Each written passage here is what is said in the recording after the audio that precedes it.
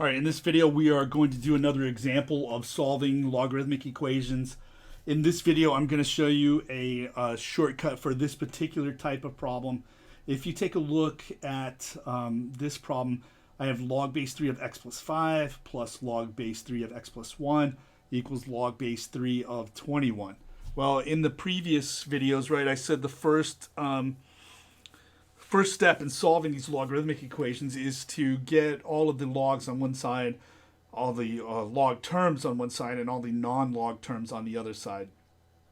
And generally speaking, that is true. You can also solve this equation that way as well, but you don't really have to do that. It will work, right? But there's a shorter way to do this one. And the reason why is because of the fact that all of the terms are log terms with the same base, okay? So they're all log base 3, and none of the terms are non-log terms. So what you would do on this one, right, is to use the product rule to write both sides as a single log.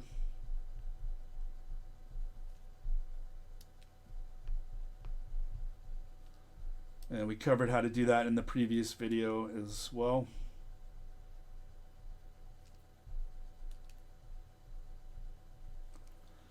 Okay. So here we're using the product rule to combine these two logs. And then what we have is log base 3 of this side over here equals log base 3 of this side over here. So in order for two expressions like this, log base 3, to be equal to each other, the only way, right, that can happen, log base 3 is a one-to-one function, right? The only way that can happen is for what you're taking the log of, right, to be equal to each other. So in other words, over here, x plus 5 times x plus 1 would have to be equal to 21, okay? So that is a nice shortcut. Again, you can do this one exactly the same way I showed you before. There is a slight extra step here, but this shortcut is very nice if you have a problem that looks exactly like this. Now, do not try to do this if it's not exactly like this. It will not work. Okay, so the previous examples that I've shown you, you can't do them this way. All right, it's because there's only log terms and no non-log terms. All right, and so now this is just an equation with no logs. We're going to simplify both sides as much as we can.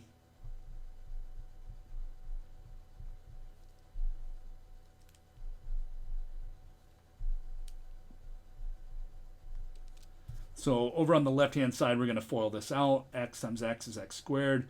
X times 1 is x. 5 times x is 5x. 5 times 1 is 5. That's equal to 21. We've got some like terms.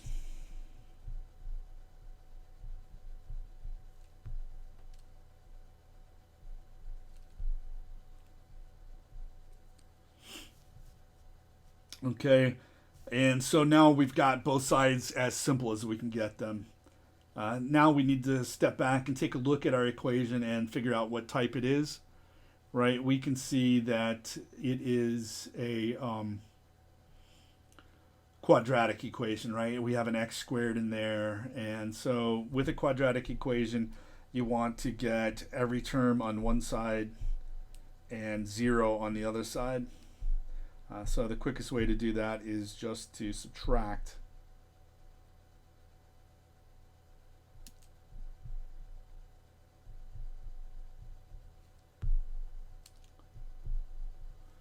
21 from both sides.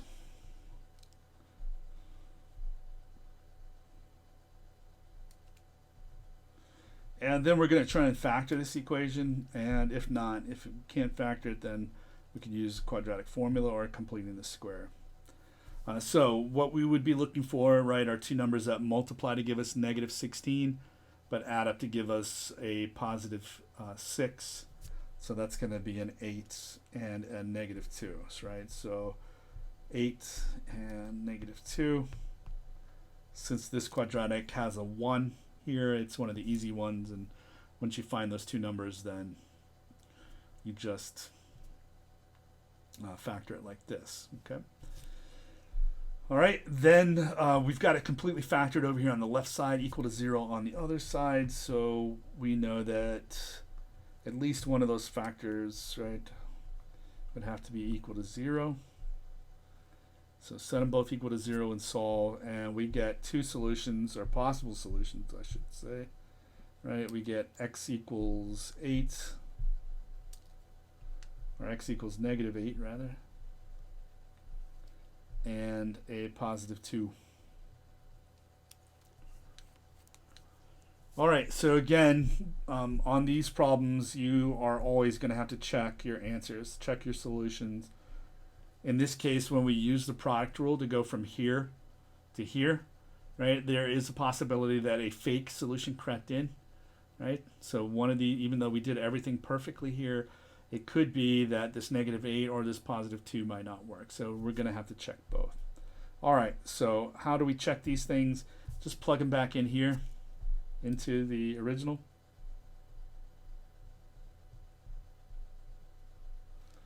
All right, and so plugging the negative 8 back in here, I get negative 8 plus 5. And again, that is not good, right? Because I can see that when I simplify this, I'm going to get log base 3 of negative 3, right? And there's no need to go any further, right? We cannot take the log of a negative number in our class, right? And so that means that this negative 8 is one of the fake solutions that crept in, even though all this work was perfect, right? It's not going to work here, okay? Because it's not even in the domain of this log function, so it can't possibly be a solution in our class. All right, next up we're going to check the 2. When we go to plug the 2 in, we're going to get log base 3 of 2 plus 5 plus log base 3 of 2 plus 1.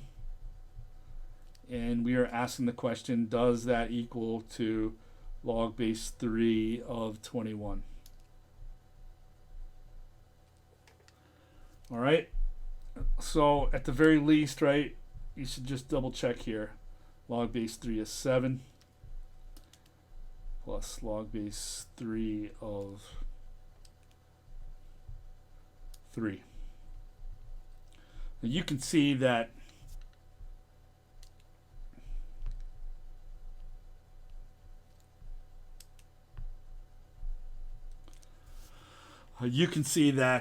the inside of the logs, right, are positive, so that is good, right? At the very least, you need to double check that. If you did everything, if you trust yourself that you've done everything perfectly, then that will be enough information to tell you that, that your solution, again, if you didn't make some other mistake, that this solution works, okay? Because the inside of the logs are positive. And here we did do everything perfectly right, so the x, the solution is 2. If you still want to go through, right, the issue, like you could work this down to you got a decimal, the solution is, okay, your calculator doesn't have a base 3 key, right?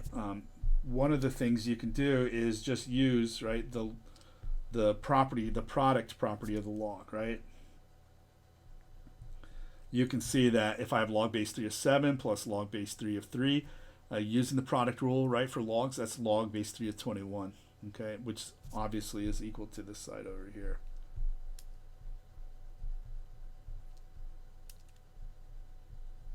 So those are equal, so that's again another good sign. If you want even more confirmation than that, right, then you can go to your calculator, but because there is no log base 3 key, you would have to use the change of base formula. So you would check it like this: ln 7 divided by ln 3. So, right, the change of base formula says take the ln or any other base log of 7, divide by the ln of 3, and that will be the same as this. And then this plus, and then ln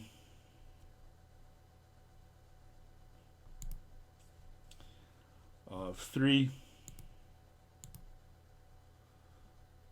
divided by ln of 3, which that is 1, right? I should have pointed that out as well. All right, and so that's the left-hand side. You can see I get that. And then I can check it to see if it's the same as the right-hand side. Again, same issue. I don't have a log base 3 key on my calculator. You have to use the change of base formula, and you can plug that in as ln of 21 divided by ln of 3.